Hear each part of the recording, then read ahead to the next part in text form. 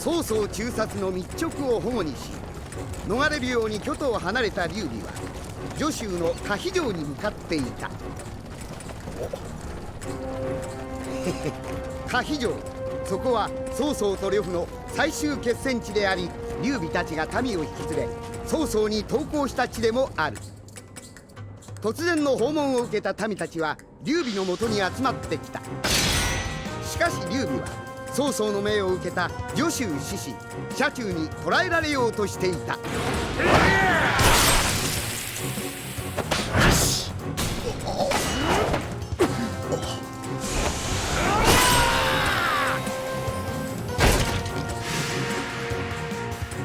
まさに曹操と劉備が永遠にたもとを分かつ瞬間であった。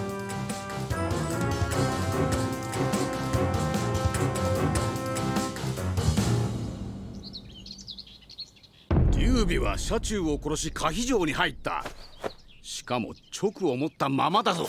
可否城には1000の兵しか出せない。それ以上出せば袁紹に背後を突かれてしまう。しかし劉備を叩くのは早いほどいい。あの男やはり難物です。だから劉備を野に放つのは反対だったのだ。聞いておりませんよ。いつ進言なされたのですか？座が暗いな。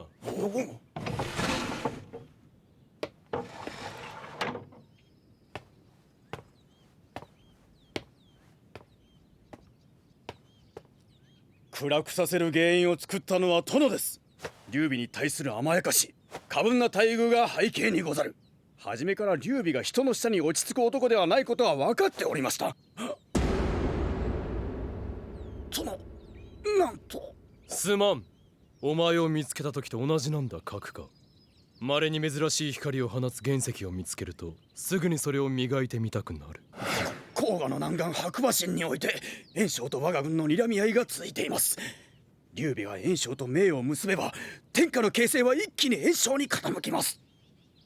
閣下、お前は激している時が最高だ。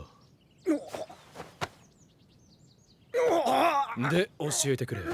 お前もまた劉備が持つ直が袁紹の手に渡るのを案じているのか？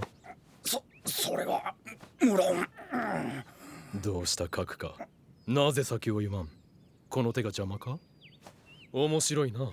言葉は発した者の体から離れて飛んでゆくが、肩に触っただけで止まりもする。直というものは天使から切り離されて飛び出してゆけばただの言葉になる。劉備の持つ直に天使の意志が乗り続けなければじきに意味を失う。袁紹がただの言葉となった直を戦の大義とするならば、これからの戦いはおそらく面白みのないものになってしまおう。天使から別の直をいただき袁紹に献上してやるのはいかがだ閣下君。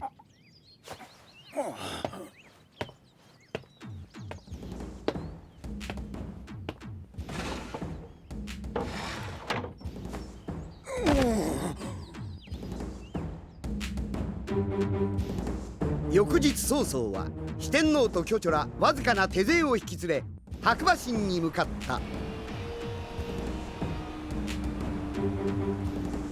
戦う者の勝敗を必ず分かつ水面。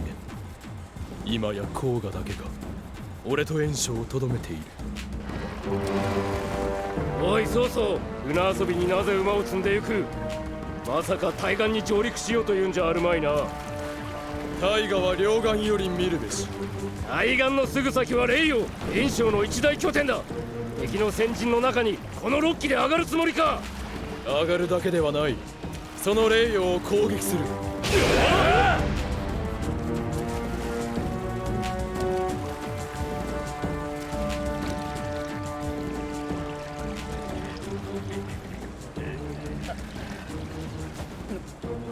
おい、ありゃ敵か？たった4艘で攻めてくる敵があるもんか。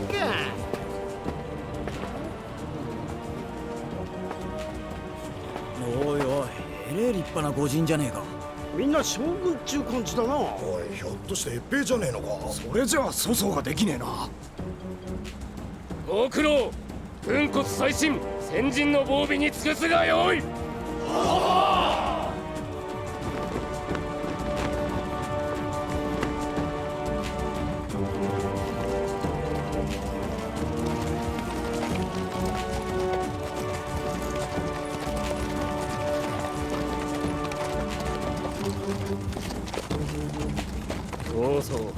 天下の葉を競うようになってもどこか遊びのように楽しまないと気が済まんのか。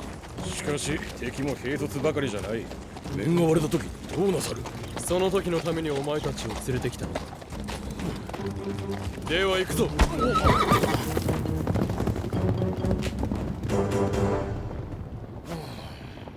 どうした？ああ、あの眼帯の男、あれは確か加工トンじゃねえか。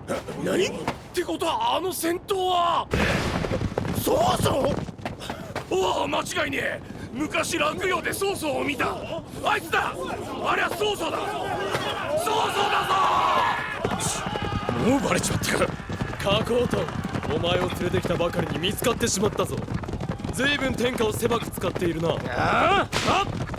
あれだけ悪名を垂れ流しておいて今さら何をほざくか。そうそう、そのセリフはそのまま返すからな。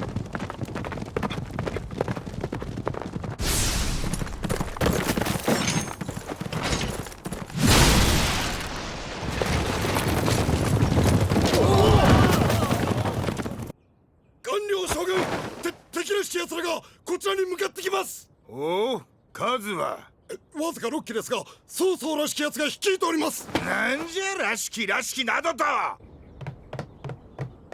なんと本物の曹操じゃ。曹操が宣戦を布告する。一言一句たがえず袁紹に申し伝え。この戦にて袁紹はこの曹操にからかい尽くされた後、必ずや死に至るとな。なんじゃと。よいか、一言一句たがえて伝えるでないぞ。魔天を開けたぞ。人を遮る者は皆殺しにせい。これが曹操袁紹が歯を競う関との戦いの前兆であった。この袁紹をからかい尽くした後、死に至るしめるだと。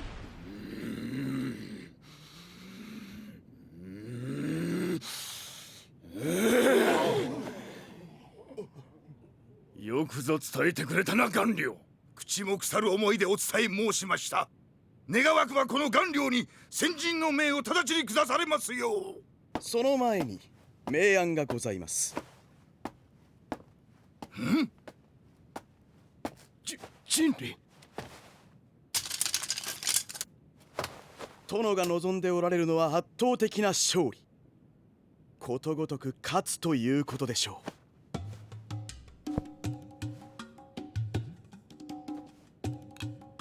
からかいの言葉には言葉で勝つ。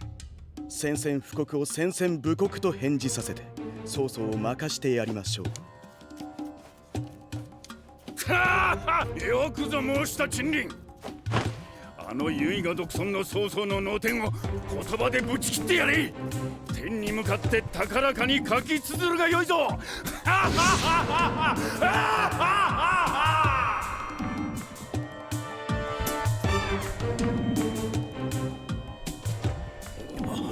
この文があちこちにばらまかれたのか。亡き祖父や父の誹謗中傷に始まり、この曹操の半生をここまで貶め下げ積み、愚弄するか。この文言を記した者、目の前に引っ立て。と申されますと、これを記した袁紹でございますか。この麗しき文言、この美しき配列、韻律、音調、苛烈な行間に潜む才能、遮奪、品格。言葉というものは学べるようでいて、才なき者には永遠に身につかぬのだ。この言葉は袁紹とは何の関係もない。この才人の筆で宣戦布告が受け止められたことは実に喜ばしい。殿。皆様方、なんだ。各と長州の軍が下ってまいりました。何？いよいよ戦が動き始めたな。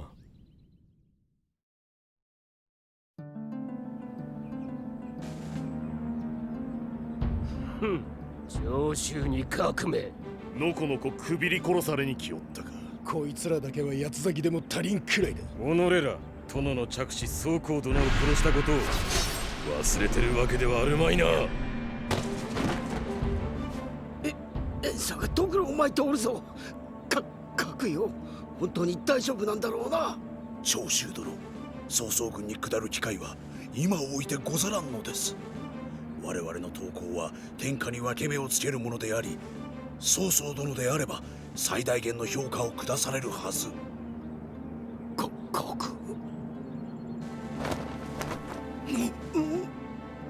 なぜこれを俺に？知っておろう。袁紹の発した布告文だ。書く。この布告文を声に出して読み上げ。聞こえようによってはお前を殺すぞ。知略で挑み、知略で敗れた者は生死をかけた戦の前、さなか戦の後まで敵を尊重する気持ちを育み続けているようなものなのです。この核は自分を上回る知略に相当。何を取り繕った物言いをしている。命に従おうとするならばその文を読め。曹操殿、この者は貴公との戦を通してただ純粋に貴公に敬服しているのでございます。どうか過去のいきさつをお許しいただき、我が2万の騎馬軍と共に魏軍の端にお加えいただきますれば、来たる決戦において死力を尽くして戦いますことをお誓い申し上げまする。長州、お前の言は信じる。曹操を上回る恐怖と出会うまでお前は俺を裏切ることはない。だが核、お前は曹操を恐れぬがゆえここに来ている。天下を俺と共に担うほどの傲慢なゆとりがお前の心中にはある。その不敵さが歪んだ性根であるならば、お前はこれをしれっとして読んだであろう。我らの怒りをかいくぐり、なお曹操と天下を担おうとする不敵さと知略の雄大さを俺は許す。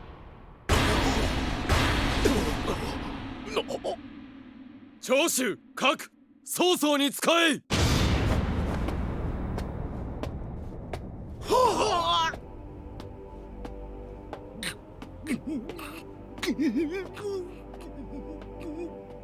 核。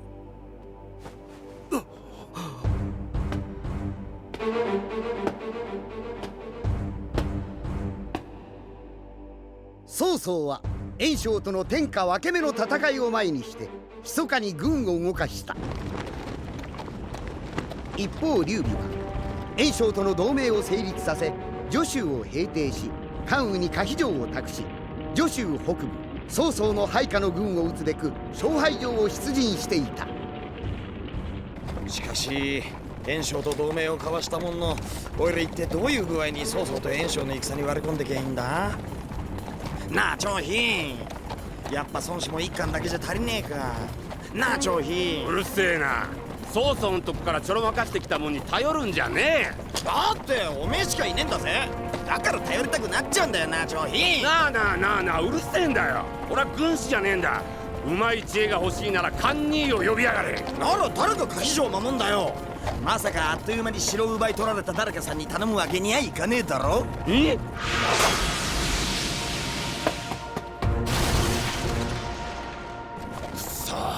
古い話を引っ張り出しやがって。劉備殿、前方に左陣を発見。あれいつもの曹操軍のやつらだ。ちょろちょろ出てきたかと思えあっという間に逃げちまう王中とかなんとかって曹操の下っ端だ。よし、今日はとことん追い詰めてギッタンギッタンにしてやろうじゃねえか。おいよいけー。この嫌な感じはもしかして曹操。あそこに曹操がいるのか。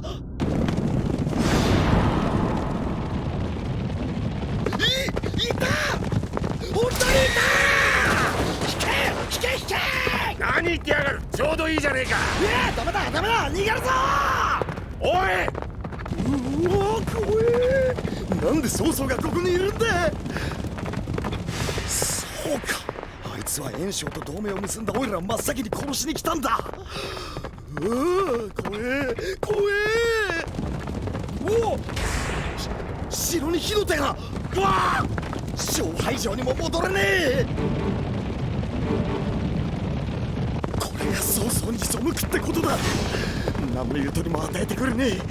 これが歯をかけて曹操と敵対するってことだ。怖え。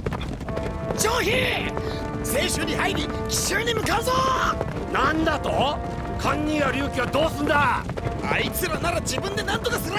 行くぞ。劉備はまたしても逃走した。勝敗城には自らの家族を残し、可否城には関羽を置いての遁走であった。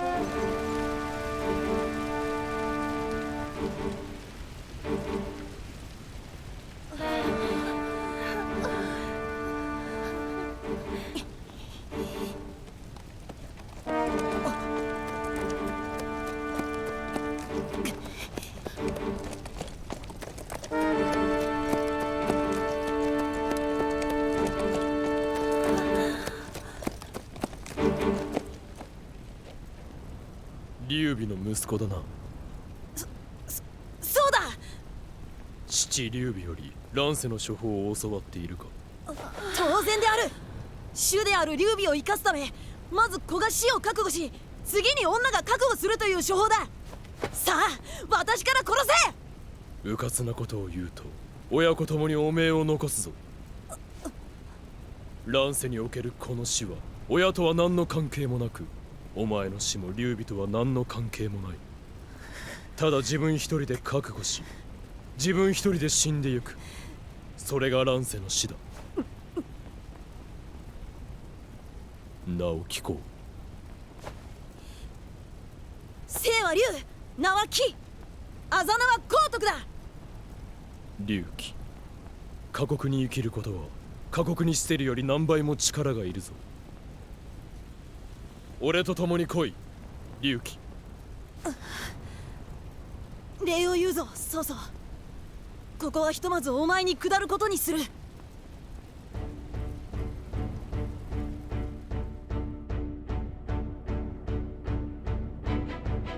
一方、可否城の関羽は曹操を迎え撃つべく陣を整えていた。敵軍です。曹操が現れました。よいか、合図をしたら真一文字に俺を追ってこい。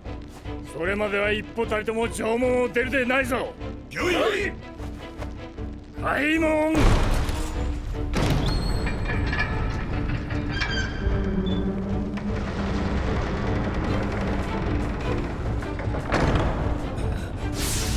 探すまでもなく軍のど真ん中に曹操が。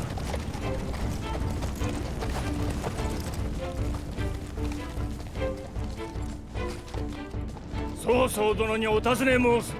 我が兄じゃ劉備の生死やいかに。関羽、俺の目的はお前だ。お前の兄劉備はこの曹操の影を見るや全てを放り出し遁走をしたぞ。ならば存分に戦える。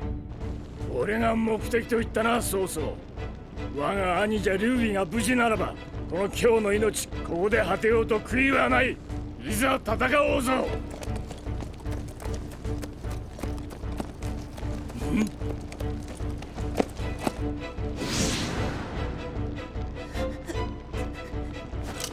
劉貴。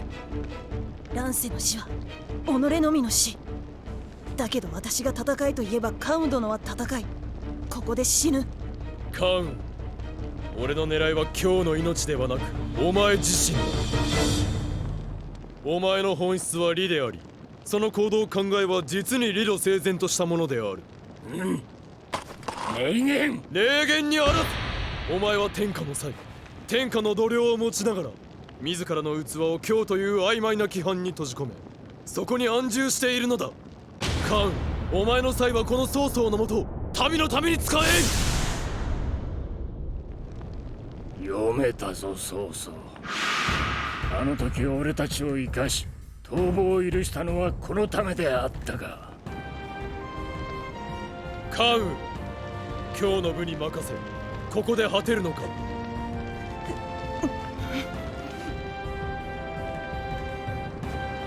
兄者は息子劉貴を残すことにより我が命を長らえさせたが、曹操殿、あんたに下ろう。ならばよし。天下の才を持つ者は天下に対して責を持つのだ。あんたに下った身だ。この命好きに使われるがよい。かくして劉備の右腕関羽を掌中に収めた曹操はいよいよ袁紹との決戦の場へと突き進んでゆく。